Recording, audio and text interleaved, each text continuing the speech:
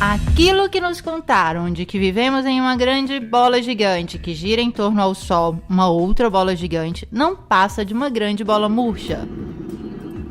Vamos apresentar agora uma perspectiva diferente. A Terra é plana e parada, contornada de um círculo de gelo que detém os oceanos, de onde se levanta o firmamento e abaixo do qual giram Sol e Lua em órbita circular, muito semelhantes entre si. Este modelo, conhecido como Terra plana, é muito longe do que o homem moderno seja capaz de aceitar. Vejamos o porquê. Recentemente, Obama e Hillary Clinton falaram sobre a Terra plana. They must have been founding members of the Flat Earth Society. They would not have believed that the world was round.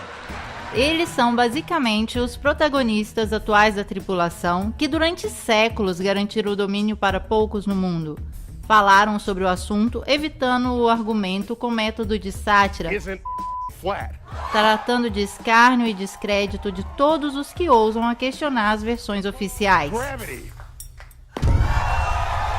Nós, como sempre, permanecemos na estrada que mais poderia definir o erro. Escreve Bacone em Um Novo Órgão, 1620. A verdade se deixa descobrir dos erros mais rápidos do que da confusão. A questão da Terra plana explodiu em 2015, propagando-se por toda a web, em grande velocidade, envolvendo pesquisadores e pessoas comuns. O porquê nos explica Thomas Kuhn no seu mais célebre trabalho, A Estrutura das Revoluções Científicas. A ciência, segundo o filósofo, não avança por acúmulo de descobertas e inovações, mas a mudança do paradigma acontece através das revoluções. Como aquelas sociais, as revoluções científicas são anunciadas de uma crescente intolerância nos confrontos da ordem existente. Neste caso em particular, o cientista adverte que o velho paradigma deixou de funcionar, mas não renuncia facilmente. Ao contrário, obstrui a investigação. Os cientistas de ambos os lados exibem acusações de heresia, chamado de conspiração, ou ortodoxia, negação. Cada revolução científica não é apenas incompatível, mas muitas vezes incomensurável com o que a precedeu. E é próprio a incomensurabilidade que explica por que a passagem de um paradigma ao outro não pode se realizar gradualmente, nem pode ser imposto pela lógica ou de uma experiência neutra, mas deve acontecer de uma só vez, em uma revolução. Aquilo que vemos depende, seja, tanto de quem olha quanto da experiência visual anterior que lhe foi ensinado a ver. Nossas gerações, ao longo dos séculos, têm o conceito do globo girando, onipresente, como uma única possibilidade de existência para nós. Tudo aquilo que não está dentro desse paradigma está fora de qualquer possibilidade, fora da sociedade, da lógica, do mundo. No entanto, a elite globalista tem o prazer de revelar o modelo da Terra plana. A maçonaria tem de fato a obrigação de revelar a verdade e a fazem através de símbolos e mensagens disseminadas por toda parte. Nos filmes,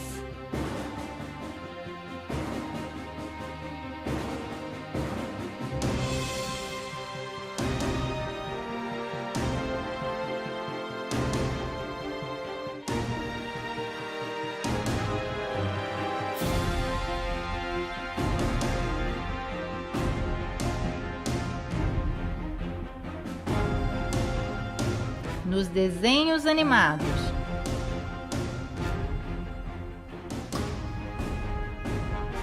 na internet,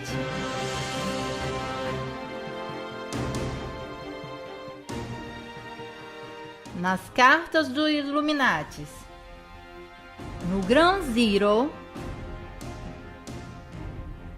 no logotipo da ONU. Se eles não sabem como é a Terra, Hoje, o atual modelo que vê o globo terrestre girar em torno a um Sol 1 milhão de vezes maior, dentro de uma galáxia de 1 milhão de estrelas, em um universo de milhares de galáxias, está entrando rapidamente em crise. Não podemos saber ainda se essa crise vai se transformar em uma revolução científica que irá substituir o modelo atual. Mas os pontos de ruptura do sistema parecem ser inequivocalmente emergentes. Antes de denunciá-los, acrescentaremos um prefixo. Todas as informações no campo astronômico hoje provêm exclusivamente do monopólio das agências espaciais. Estas, longe de se contradizerem, têm um denominador comum, como comum é o logotipo do vetor que as representa. Cada imagem, testemunho, experimento, informação, exploração e hipótese científica sobre a Terra e aquilo que a rodeia é nascido ou criado aqui, sob a proteção dos vetores e mantido com o dinheiro dos contribuintes mundiais. Completamos a observação com as palavras de Robert Simon da NASA. Pegamos os dados e fizemos uma imagem inteira. Depois tiramos as nuvens, colorimos de azul o oceano e onde é mais baixo de verde brilhante. Depois recolocamos as nuvens e onde tem uma ligeira fissura entre as órbitas, as repintamos. É sim Photoshop, mas tem que ser. Depois simulamos a atmosfera e por fim colocamos uma luz brilhante para ter o reflexo do sol sobre o mar. É um mosaico muito realístico. Eu não sou um astronauta, nunca estive no espaço, mas tentei criar a essência da Terra baseado nesta foto. É sim Photoshop, mas tem que ser. Sendo assim, a imagem da Terra que temos à disposição é reconstruída, alterada, composta, uma palavra precisa, falsa. O que é preciso para criar imagens falsas quando se tem a melhor tecnologia em mão? Basta uma tela azul ou um avião que viaja a gravidade zero e o jogo está feito. Aqui está o que vem mostrado a partir da telecâmera que está filmando o ex-presidente Bush em uma visita à NASA. Uma imagem recém-modificada em uma tela cromática. A tela cromática é um instrumento usado para substituir a cor de fundo para qualquer cenário. Com CGI, computação gráfica, se pode ter acesso à Terra do nunca com sua nave que não existe. O truque consiste em deixar bolha de ar flutuar. Aqui está o jogo, aqui está o truque. Eles próprios nos mostram. Ou mesmo se pode fazer um passeio no espaço. Que tal dessa vez pegarmos uma carona com os chineses? E aqui também as bolinhas viajam tranquilamente. Será que eles estão em uma piscina de exercitação? Se pode criar um boneco do nada quando a insolência não tem limite. Ou mostrar a face oculta da lua quando o mau gosto é sem vergonha. Tudo rigorosamente modificado, digitalizado, falso. Por que não mostrar imagens autênticas? Provavelmente porque não existem. Até hoje não é possível ter uma foto autêntica da Terra. Basta ver a relação de grandeza que nos mostram para entender que nem mesmo eles têm uma única matriz. Supostamente esta foto foi tirada por um cientista que estava na Lua, mas basta aumentar a luminosidade para descobrir o truque. Um corte retangular e a imagem está pronta. Qualquer que seja a interpretação que vocês queiram dar ao vetor que está presente no logotipo das agências espaciais, os cientistas que fazem toda essa manipulação se comportam em concordância como charlatões nessa grotesca farsa maçônica, cada um com seu papel. Cristoforetti, entre um shampoo e um rápido banho de gato, se exibe em uma cena de normalização das fumaças químicas. Adam Stelzner, o ator na comédia da aterrissagem a Marte, onde parece existir de tudo: ossos, lenha, ratos, a menos que sejam, como muito provável, imagens tingidas de vermelho. Photoshop falso. Certamente não publicado por engano, mas voluntariamente usado como um teste de estresse para as nossas mentes que, diante de uma falsificação perpetrada de uma autoridade, serão sempre mais predispostas a aceitá-las. Dissonância cognitiva. E Obama, que quer desenvolver tecnologias para ultrapassar os cinturões radioativos de Van Allen e enviar pela primeira vez um homem na órbita baixa? Mas espere, os Estados Unidos já não realizaram essa missão 50 anos atrás, desembarcando na Lua com um monte de lata velha e folhas de alumínio ligados com fita adesiva?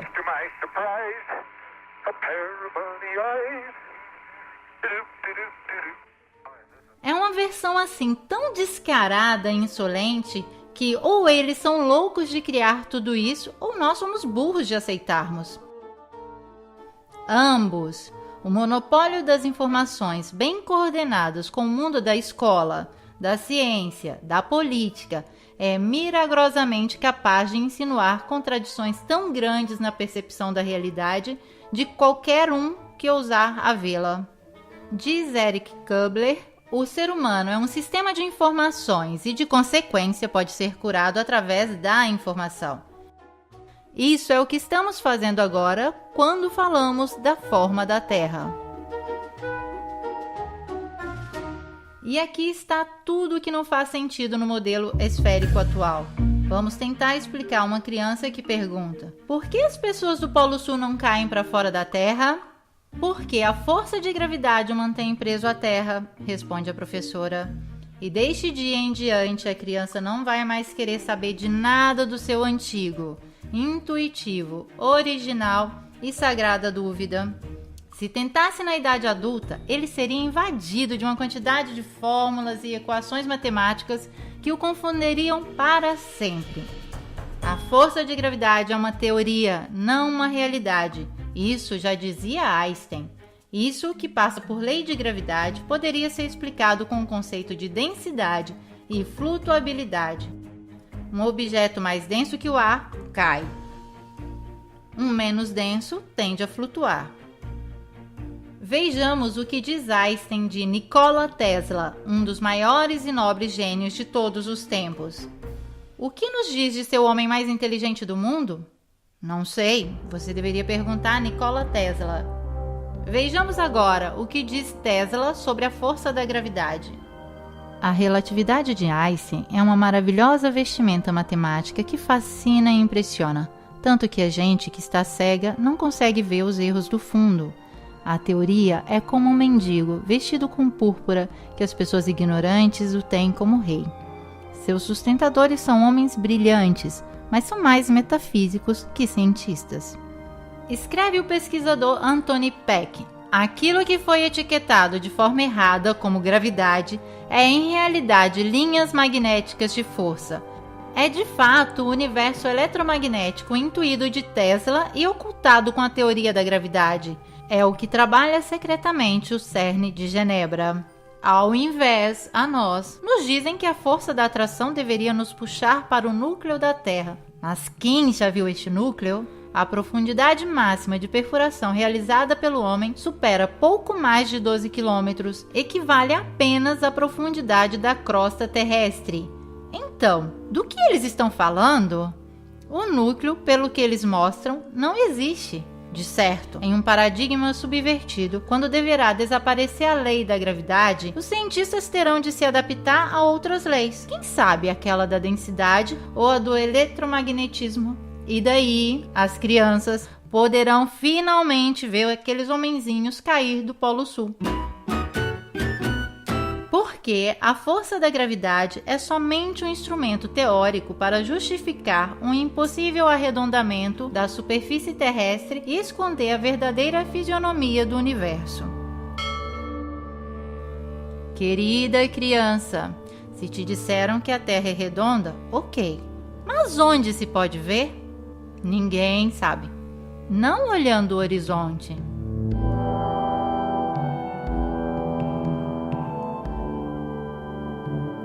Não da janela do avião.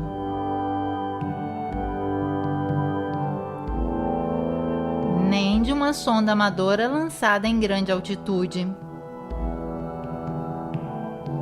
Como se vê, em todos esses casos a Terra é evidentemente plana. Sim, certo. É possível ver nas imagens modificadas que nos mostram a NASA, mas essas já foram analisadas antes. São tratadas em CGI ou filmadas com lentes deformadoras de olhos de peixe. Aqui está o globo da NASA, que gira com nuvens imóveis. Este é um time-lapse das luzes terrestres com vários efeitos de luzes. Tempestades, aurora boreal, ridículo. Agora, uma Terra filmada com lentes olhos de peixe deformantes GoPro, que permanecem deformadas até a aterrissagem na Terra. Tudo artefato. Onde podemos ver essa curvatura? Não da estação espacial que não existe. Já vimos que é um set de filmagem. Se pode observar um avião que voa, poderia ser um drone, mas as imagens daí são pura ficção. All of that happened in a little town called York, Maine, across the United States from where we're talking to you right now. And all of that happened in a little town called York, Maine, across the United States from where we're talking to you right now. É um truque. Estamos dispostos a acreditar somente se durante uma transmissão ao vivo um astronauta pegasse a câmera e nos fizesse ver a partir da escotilha da nave. Repito, pegar a câmera que está filmando ao vivo, não com aqueles enquadramentos tratados em pós-produção, senão permanecemos sempre no campo da computação gráfica. Devemos ver o globo dos satélites? Quais satélites? Aqueles descritos por uma caneta do escritor de fantasias Arthur Clarke, que o inventou em 1945. Sim, porque o satélite é um produto editorial e foi realizado somente 20 anos depois da NASA. Mas até hoje não temos imagens credíveis da construção de um só satélite, muito menos da estação espacial. Com todos os dados em mão, hoje deveriam existir em órbita cerca de 20 mil satélites, mas ninguém nunca registrou a presença de nenhum, ou mesmo uma possível colisão, ou queda, ou passagem enquanto se observa a Lua. Nunca visto, nem da Terra nem do espaço, excluindo as imagens elaboradas com computação gráfica. Buongiorno, questa è l'ultima foto del nostro cosiddetto satellite sull'Italia. Devemos acreditar que objetos similares podem resistir a uma temperatura da termosfera ou da exosfera até 2000 graus, mas o alumínio se funde a 660. Inaceitável. É mais provável que os satélites sejam resultados da fantasia de um escritor e a mentira de um poder sem escrúpulos que tem lidado com as ilusões há décadas. Em um modelo de paradigma subvertido, talvez possamos ver cair essa selva invisível de satélites. Também porque hoje todas as telecomunicações são realizadas por milhões de quilômetros de cabos de fibra ótica e de antenas de rádio em todos os lugares do nosso território. Verificar a existência de um satélite nos dias de hoje seria muito fácil. Bastaria que girassem o telescópio Hubble, por exemplo, da parte da Terra e nos mostrasse ao vivo o centro de uma cidade americana. Não irão fazer jamais, não podem, porque teriam de colocá-lo em órbita, mas deveriam primeiro criar uma órbita em torno ao globo. Esta, de fato, está em discussão no modelo da Terra plana. Aqui, a Terra não é uma bola que nos contaram.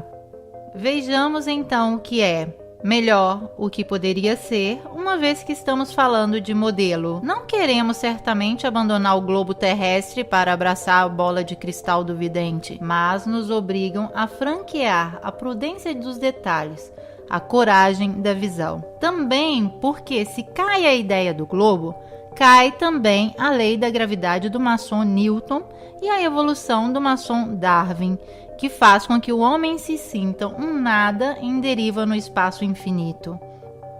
O próprio Darwin, indicado no Protocolo dos Sábios de Sião como uma chave importante para enfraquecer os não-hebreus, programando seus cérebros à falsidade de que tudo é uma coincidência e que somos grãos de poeira sem importância. Agora voltemos para a Terra. Cada objeto que some no horizonte termina embaixo da curvatura terrestre. Isso é o que a ciência ortodoxa diz da boca do pai a uma criança que vê o mar pela primeira vez. Mas não é verdade. Com um zoom óptico, a figura que tinha sumido no horizonte reaparece à nossa vista. Isso simplesmente porque o desaparecimento não é efeito da curvatura, mas do fato que o nosso olho é limitado ao ponto de fuga de nossa perspectiva, sobre o qual um objeto vem progressivamente cancelado do nosso horizonte visível. Se a curvatura da Terra fosse, como dizem, de 8 polegadas por 1 milhão multiplicado pelo quadrado da distância, poderíamos calcular com essa tabela o tamanho da curvatura para cada distância percorrida. Por exemplo, uma distância de 190 km deveria ter uma curvatura de 2.800 metros. Mas se fosse assim, como podemos ver da cidade de Ventimiglia o Monte Cinto, em Córcega, alto 2.700 metros? O ponto de observação é ao nível do mar e a distância entre essa praça de Ventimiglia e a ponta do Monte Cinto é exatamente 190 quilômetros. Se a Terra fosse curva, nós poderíamos ver somente terras mais altas que 2.800 metros. Ao invés, é possível ver toda a silhueta de Córcegas, de cima em baixo, inexplicável para o modelo esférico.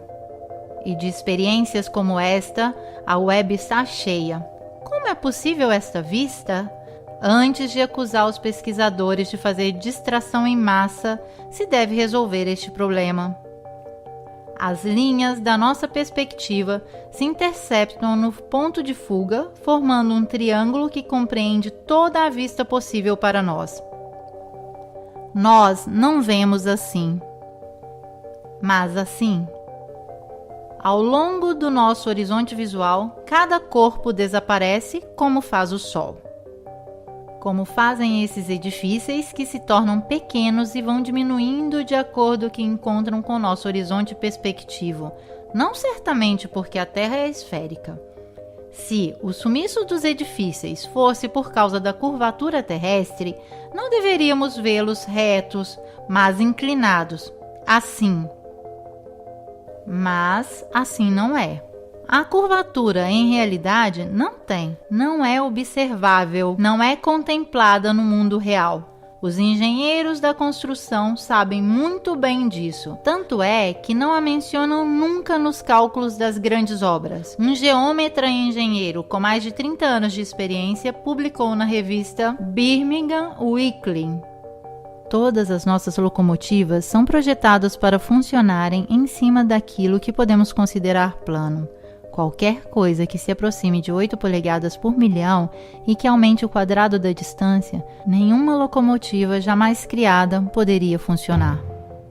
Ainda o engenheiro Winkler foi citado a propósito da curvatura na revista Earth Review, no qual afirmou: como engenheiro com longa experiência, me rendo conta que essa absurda tolerância existe somente nos livros escolásticos. Nenhum engenheiro jamais sonharia em calcular nada desse gênero.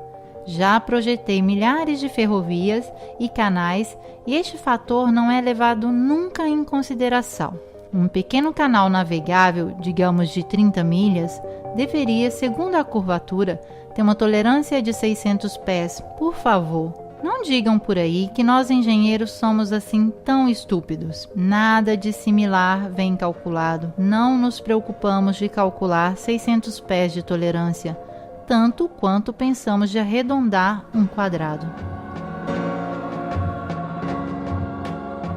Queremos então constranger um engenheiro a curvar a superfície de um canal? E como poderiam? Vocês são capazes de imaginar qualquer bacia de água com a sua superfície curva? A água não tem uma superfície curva, grita o menino. Não se comporta assim, mas assim. Então, em correspondência com os oceanos, deverá existir imensas varreduras de água no mesmo nível. Ao menos ali a Terra deve ser plana. Mesmo assim, nos propõe o modelo contrário, o oceano curvo. Simplesmente improvável. A física natural da água é aquela de juntar e manter o próprio nível. Tanto é que a água, através da bolha, vem usada para nivelar construções. Mesmo porque a água, diferente da ciência, não pode mentir. Nos dizem que a curvatura dos mares são devido à gravidade. E toda essa força de gravidade que mantém os oceanos tempestuosos grudados não pode impedir uma pequena borboleta de fazer seu suave voo? Pura fantasia. O voo de um avião nos diz ainda mais. Vamos dar uma olhada. Segundo a lógica, o avião, para voar em uma altitude em respeito à superfície curva, deveria direcionar de vez em quando seu bico para baixo. Mas não acontece. Por quê? Pergunta agora nosso famoso menino que pegou um pouco de coragem. Porque a força da gravidade, sempre ela, tem o avião em uma linha curva paralela ao solo, como se a aeronave fosse uma esfera ligada à Terra com uma corda. Responde a ciência ortodoxa. Então, se para estar na curvatura para baixo não é necessária nenhuma compensação, para não estar em nenhuma curva e permanecer linearmente, o piloto deveria corrigir a rota do avião para o alto? Pode parecer científico para a ciência, mas é ilógico. E se bastasse um voo linear para se perder no espaço, para que serviria um míssil? Ciência e tecnologia são assim tão incongruentes? Não é assim. Como mostra essa fumaça química que persiste por quilômetros, os aviões voam linearmente e sem nenhum perigo de escorregar para o universo. Agora vamos pegar uma rota aérea, neste caso em particular, ocorrida em 2015. Um voo de Bali a Los Angeles deveria recorrer a uma aterrissagem de emergência no Alasca. Mas em qual modelo seria considerada de emergência essa trajetória a respeito àquela? No modelo esférico, as duas rotas parecem muito similares. No modelo da Terra plana, tudo parece mais coerente. É nesta superfície que voam os aviões. Somente assim podemos entender o porquê dessa rota. Esta, na realidade, é esta. Esta é esta. E esta ainda é esta. E tudo isso por um simples princípio de economia. Não existe empresa aérea que não prefira adotar um critério da rota mais curta e econômica. Esta loucura existe somente em um modelo virtual que nos enfia um goela abaixo com serviços de bordo enquanto comemos nossos amendoins. As rotas aéreas são todas calculadas em um mapa similar, porque se realizam sobre uma terra plana. Tanto é verdade que nunca nenhum voo circunnavegou a Terra de norte ao sul. A única rota impossível em uma terra que não seja uma bola.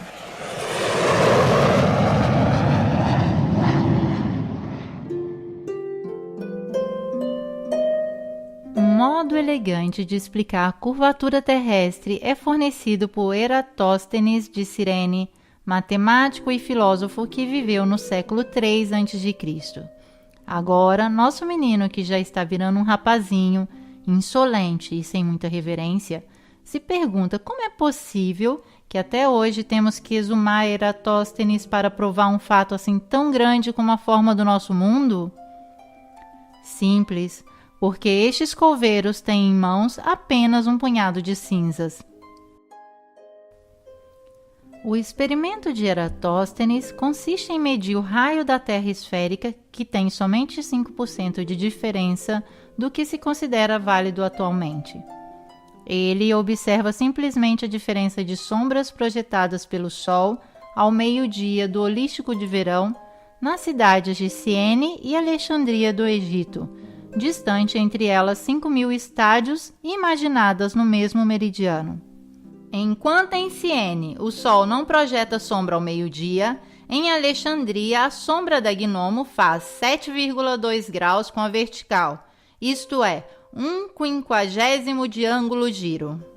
Da qual temos a dedução: a circunferência da Terra deve ser de 50 vezes a distância entre as duas cidades, isso é 25.000 estádios, ou mais ou menos 39.000 quilômetros, aproximadamente os 40.000 quilômetros de circunferências aceitos hoje.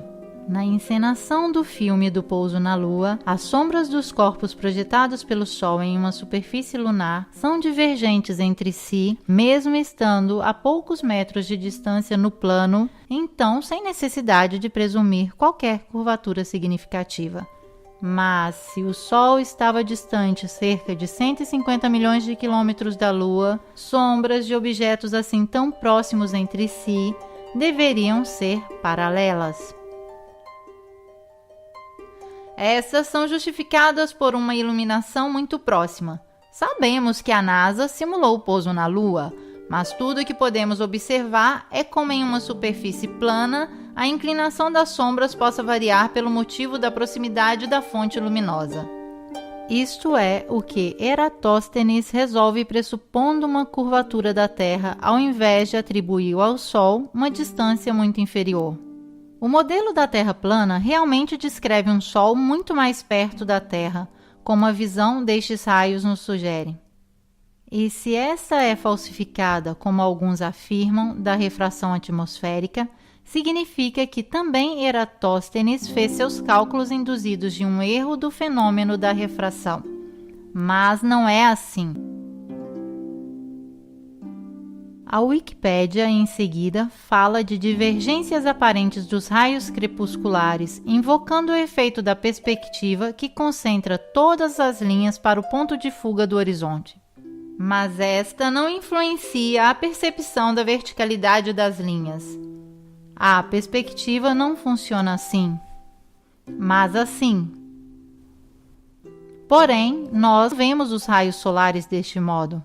Isto significa que a divergência é devida à natureza de uma fonte em todas as direções das luzes que vem de um Sol muito menor e mais próximo do que aquele que nos contam. Sendo assim configurado, o Sol cria sombras divergentes, como essas medidas por Eratóstenes sobre uma distância de 5.000 estádios, mas de uma Terra plana.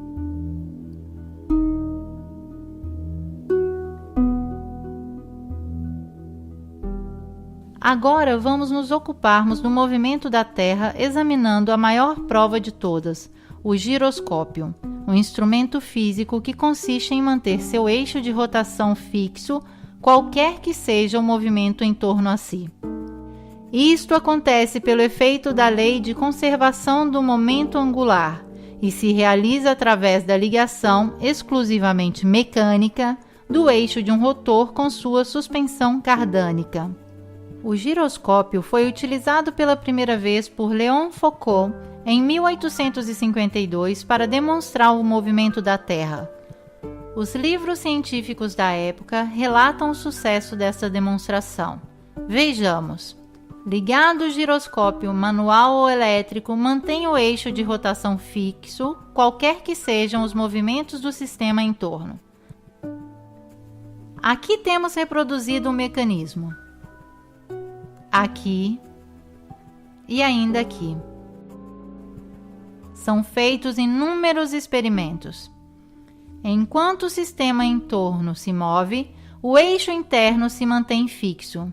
Então, o giroscópio pode mostrar o movimento de rotação terrestre. Se a Terra gira 360 graus em 24 horas, o instrumento deverá evidenciar sua linha imóvel sobre uma superfície que se desloca 360 graus, nos dando a prova final, mecânica e inegável de que a Terra está girando. Vejamos. Nada. Imóvel. Parece mesmo que a Terra esteja parada. No entanto, a superfície deveria ter se movido em todas essas horas. Todos os experimentos depois de Foucault têm falhado, mesmo hoje, com giroscópicos menos rudimentares daquele de sua época. Ok, o giroscópio é como a água, não mente. Agora entendemos o quanto a ciência oficial possa modificar as cartas para evitar a perda.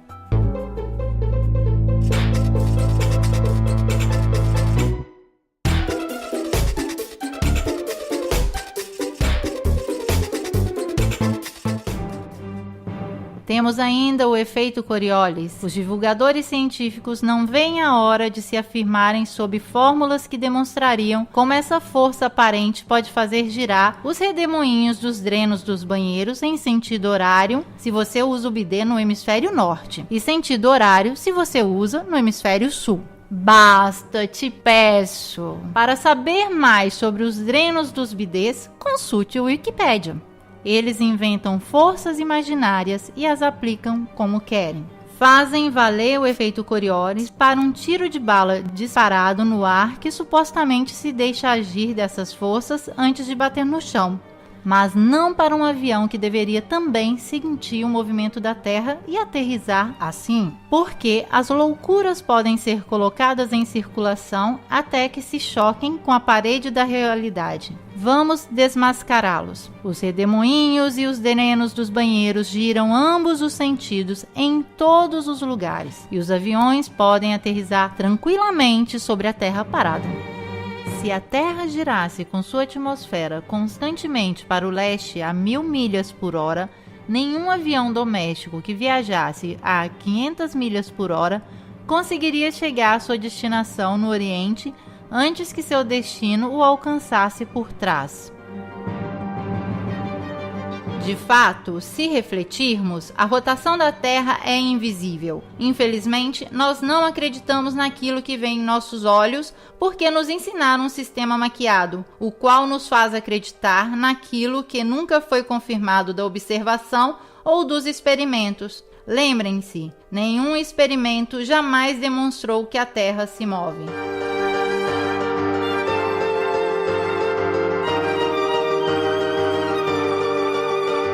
Nosso rapazinho tornou-se irreverente, não suporta mais os enganos das teorias para justificar um mundo que não vê, que não existe, nem mesmo de aparência.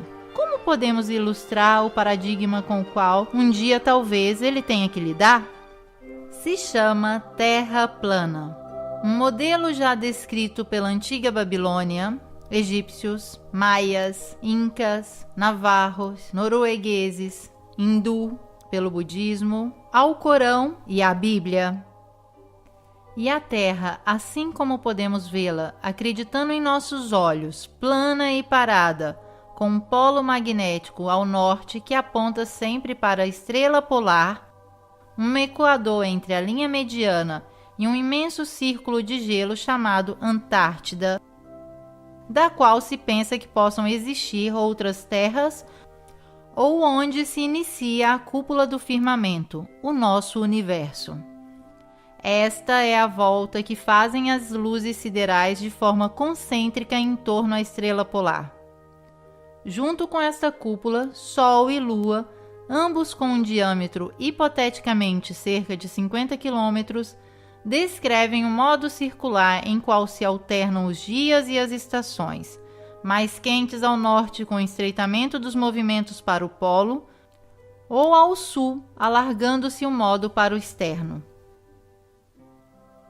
Se o Sol gira em cima e em torno à Terra cada 24 horas, movendo-se regularmente de trópico a trópico a cada 6 meses, permite que as regiões centrais e setentrionais recebam anualmente muito mais calor e luz solar que as regiões meridionais ao longo da circunferência. Do momento em que o Sol se move mais rapidamente em cima das regiões meridionais, nas mesmas 24 horas que se deve passar sobre a região setentrional menor, sua passagem será em proporção necessariamente mais lenta. Isso explica perfeitamente as diferenças das temperaturas entre Ártico, menos 30 graus de média, e Antártico, menos 60 graus de média, as diferenças de estações e de duração da luz do dia.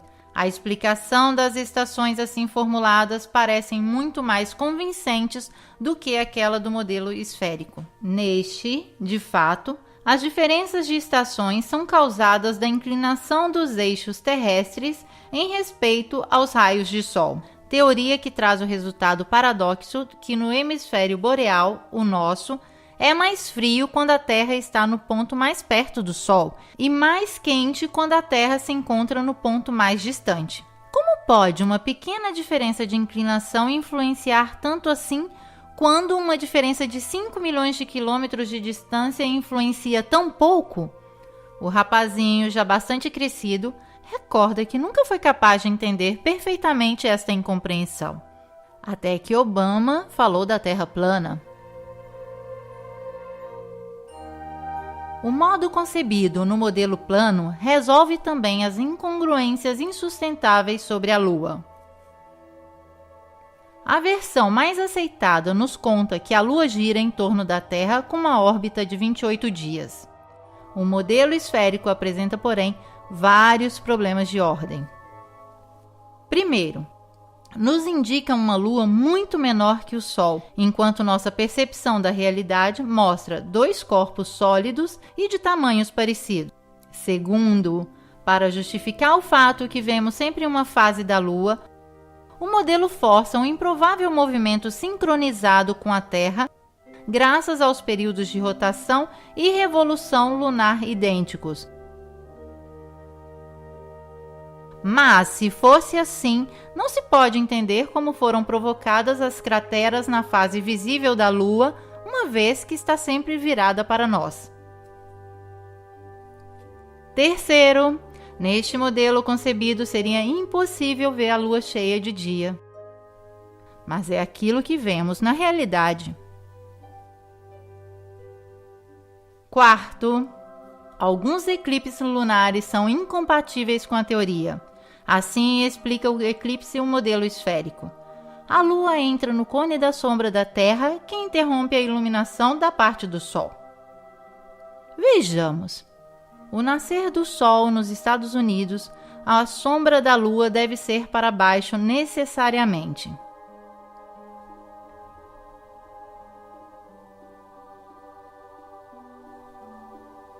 Mas, na realidade, não é assim. Estamos no Novo México, durante o eclipse de 10 de dezembro de 2011.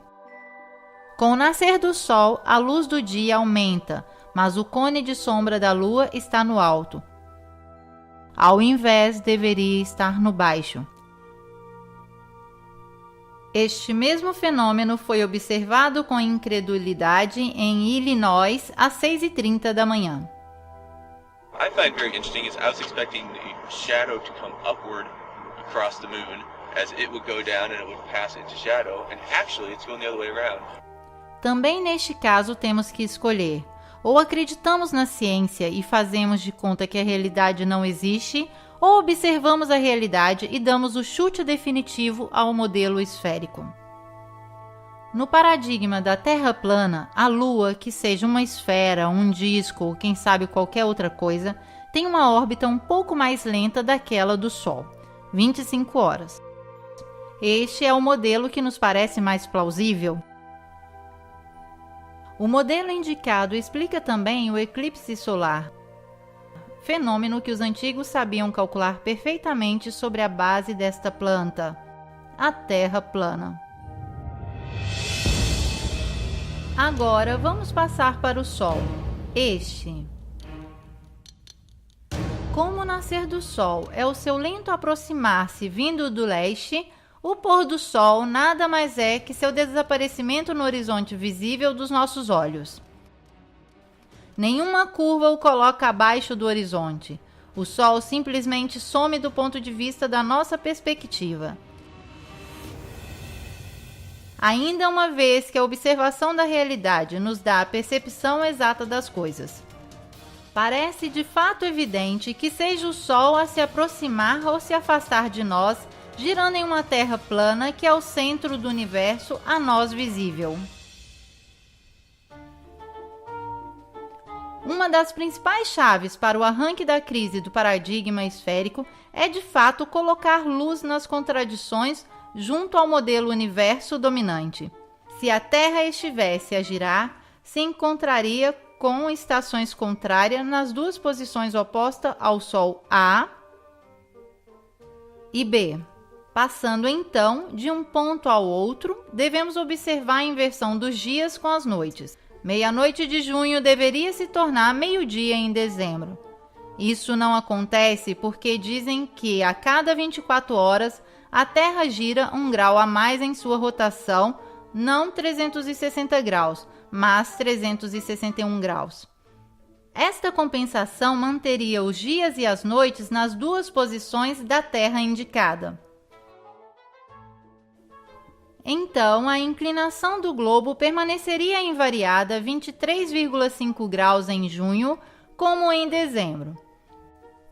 Considerando que o Polo Norte aponta sempre para a estrela polar, como pode acontecer isso no mesmo momento A e B, que estão distantes entre eles 186 milhões de milhas e com uma inclinação do eixo invariado?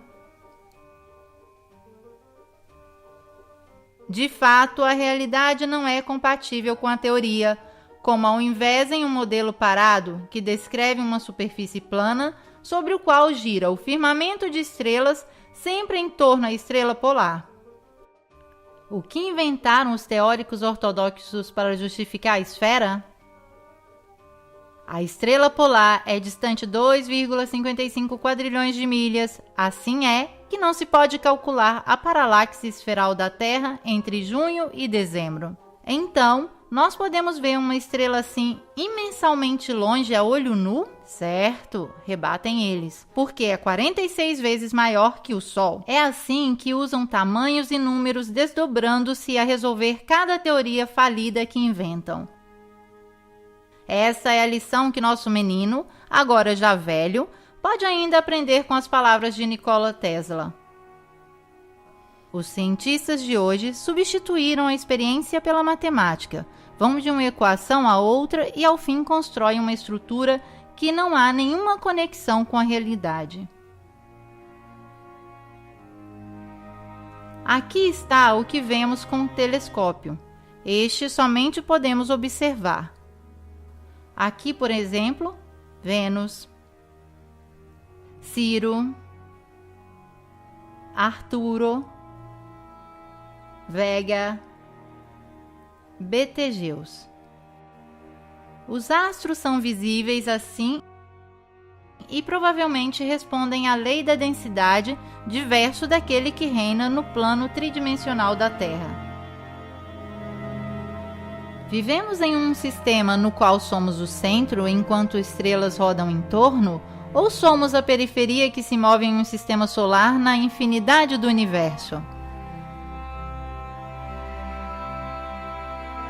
Segundo o modelo esférico, devemos nos contentar de sermos uma pedra insignificante que vaga com um movimento de 1.040 milhas por hora em torno a si, a 66 mil milhas por hora em torno ao Sol, enquanto o sistema solar se move na Via Láctea a 490 mil milhas por hora e a galáxia inteira se joga no universo em outros milhões de milhas. Tudo isso sem que possamos perceber nada. Percebemos a corrente de ar, de água, a densidade dos corpos, o eletromagnetismo que causa terremotos, mas a velocidade com a qual se move o nosso planeta, não. Não existe nenhum efeito captado dos nossos sentidos. Mas isso é possível? O modelo proposto de uma Terra em caminho não combate com aquilo que vemos no céu. Aqui, a estrela polar está sempre no centro da rotação de todas as outras estrelas e durante milhares de anos as constelações permaneceram fixas no mesmo ponto, sem mudar de nenhum modo a posição de suas trajetórias. Se a Terra fosse uma bola orbitante em torno a um Sol que se movesse em uma galáxia surgida do Big Bang, como afirma a NASA, seria impossível que as constelações permanecessem imóveis.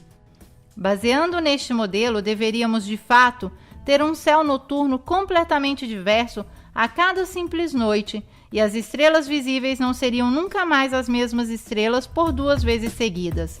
Somente se fosse assim, poderíamos render a este modelo a razão.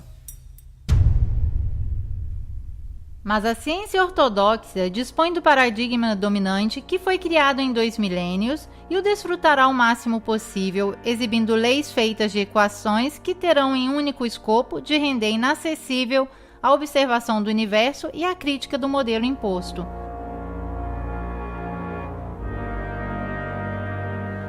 É por isso que depois da exploração do almirante Byrd, que com suas viagens revelou um local desconhecido da cadeia do gelo antártico, surgiu um tratado internacional que fechou este local para qualquer acesso.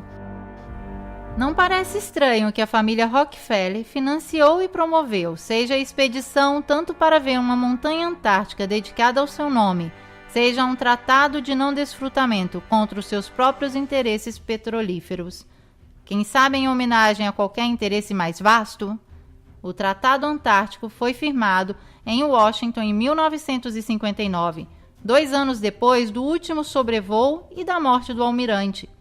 Hoje, com apoio de 48 nações, o tratado veta a atividade militar no continente de gelo, mas as pessoas e maquinários militares podem ser usados para procura científica ou qualquer outro escopo pacífico. Pois é graças a isto, uma vigilância militar constante envolve todo o cinto antártico em segredo que o supergoverno mundial impôs à humanidade, também por meio de violência, no caso de pilotos civis e capitães de navios que quiserem se aventurar. Antes de chamar de desinformado a quem quer que seja, venham de encontro às respostas que nos escondem os mistificadores da Lua feita em casa. Se o paradigma dominante fosse hoje o da Terra plana, pense quanto facilmente vocês cairiam na gozação a querer convencer que a Terra seria uma bola que roda, trazendo consigo nuvens e oceanos, sem que ninguém perceba. Queridos inquisitores, sejam sábios e percorram a estrada do conhecimento, não aquela da ignorância. A exploração da Antártida, estando no modelo da Terra plana, poderia revelar as ramificações da verdade e os confins da Terra, o limite de onde se encontra o firmamento, ou a existência de novas terras descritas, por exemplo, de um antigo mapa budista. Se fosse assim, se poderia especular a presença de terras próximas à nossa em uma superfície plana separadas por gelo ou em um plano abaixo. Este poderia ser um pavimento do universo. Hoje seria possível uma viagem para o conhecimento onde ninguém nunca foi, mas aquilo que permite a tecnologia, o poder veta, isso é claro. O cinto de gelo abaixo os 60 graus paralelos foi considerado inacessível. As elites do poder fazem uma zona internacionalmente fora dos limites, aberta somente com visitas guiadas, limitadas e caríssimas, com somente 3 pontos de acesso totalmente controlados. De fato, sabemos que os guardas estão nas fronteiras. Isso nos autoriza a pensar que a esfera da qual nos impõe acreditar seja a forma mais adequada para esconder as margens da Terra e aprisionar assim cada mente questionadora. A Antártida é aquilo que o mito nos ensinou a ver nas colunas de Hércules, o limite intransitável, a fortaleza da consciência, a porta de acesso à verdade e uma nova e antiga verdade que estão retardando, freando, querendo impedir. E se alguém se assim atrever a defini-la, eles tentarão poluí-la de novo, saturando as massas com mentiras. Se Obama tivesse no coração a consciência da humanidade, o seu bem, o conhecimento do saber e do sentir comum, ou se somente tivesse a Terra plana como um absurdo para desmascarar, concederia uma missão à Antártida autofinanciada para uma comissão de livres exploradores de cada pensamento. O que fazem ao contrário é criar divisão, democráticos contra republicanos, terraplanistas contra heliocêntricos, nós contra eles. Isso é tudo que serve para poder dominar. Tem a necessidade de nos deixar nas sombras, de nos fazermos acreditar que somos um pontinho insignificante no universo. Para isso que serve o sistema heliocêntrico. Os dominantes, movendo as alavancas do verdadeiro poder, preparam ilusões de que um dia desembarcaremos em Marte, ou quem sabe um deles pousará aqui. E assim nos induzem. Podemos destruir tranquilamente a Terra porque um dia não nos servirá mais. Quem conhece a verdade? Os mesmos que impedem os outros de realizá-la? Talvez. Os jesuítas sempre adoraram o Sol e o vestiram de Cristo, apoiado e gestido como uma leva financeira do sionismo mundial e, através das lojas da maçonaria, determinam aquilo que se deve esconder e o que somente a simbologia pode revelar. Neste engano milenar do qual o homem é vítima, nos escondem a coisa fundamental, o porquê nascemos. Eis aqui o porquê nos ocupamos da Terra plana. Descodificar o modelo Terra responde a essa dúvida existencial de cada homem. Em uma síntese extrema, se a Terra é plana, quer dizer que nos enganaram deliberadamente. Se apropriaram do senso da nossa vida, camuflando com imagens sagradas ou profanas que nos dão nas saídas da igreja ou dos shoppings. Removendo a Terra do centro do universo imóvel, esses maçons nos levaram fisicamente e metafisicamente de um lugar de suprema importância a um lugar de completa indiferença a tudo. As suas corporações nos vendem ídolos para adorarmos, que tomam posse lentamente do mundo enquanto nós silenciosamente acreditamos em sua ciência, votando em seus políticos, comprando seus produtos, escutando as suas músicas. Vemos os seus filmes, sacrificando nossa alma sobre os seus altares de materialismo. Não falarei do Criador ou em quem acreditar. Antes que venha a acreditar em qualquer coisa que seja, é necessário acreditar em si próprio, retirar a procuração em branco, não confiar em quem impõe a sua credibilidade.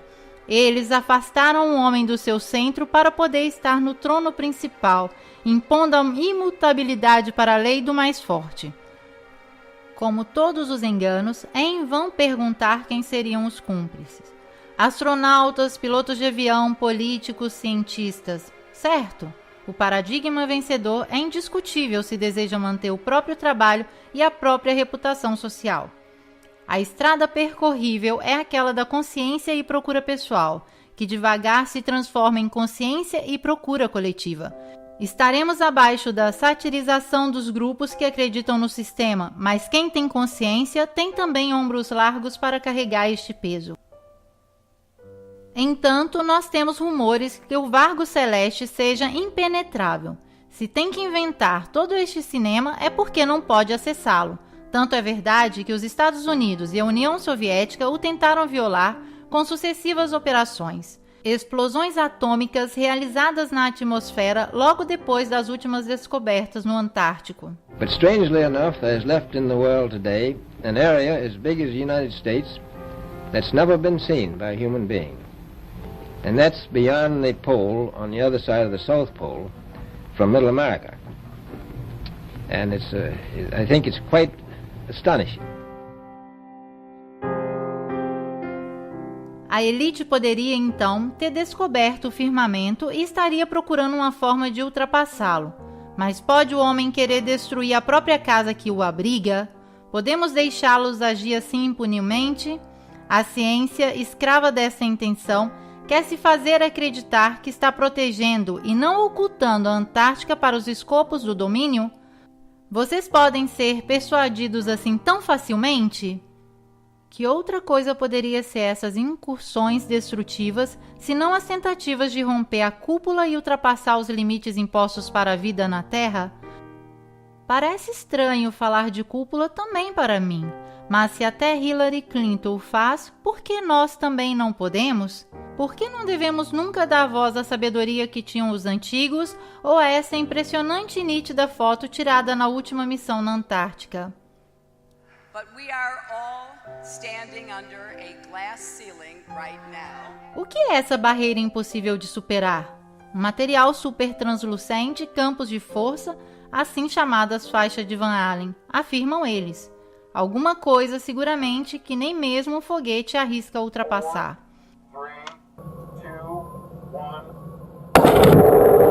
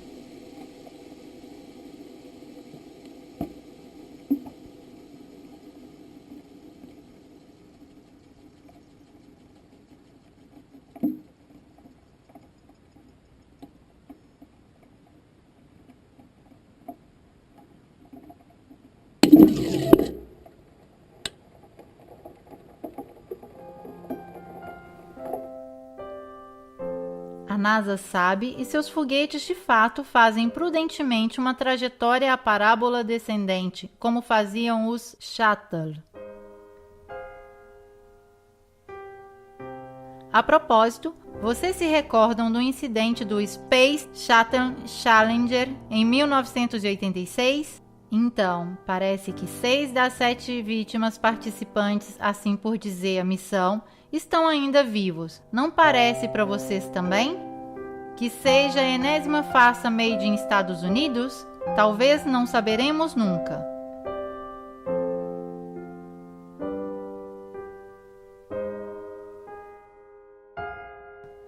Este documentário não acabará com a revelação de uma verdade em mãos, a verdade que hoje escondem, nos é comum também se pensarmos diversamente. Talvez é a nossa grandeza, a importância daquilo que assim cautelosamente a natureza, Mãe Divina, confiou dentro de um firmamento assim infalível, que parece existir como única e grande consciência, uma inteligência que o código divino de Fibonacci parece descrever.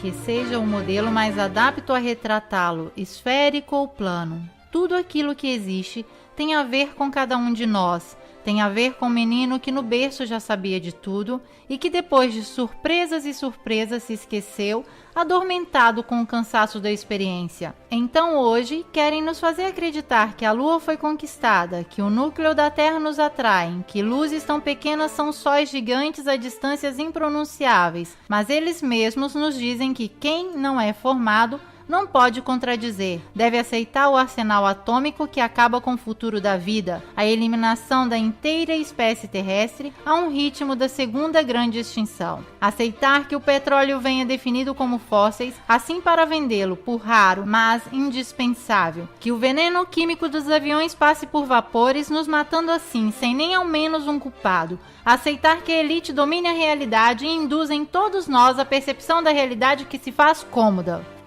Para nos convencer que a guerra é boa, a competição é boa, o domínio é bom, que a depauperização é boa, a crise é boa, que também as taxas são boas, o mal necessário, se quiserem chamá-lo. Isso é o que estão te fazendo aceitar.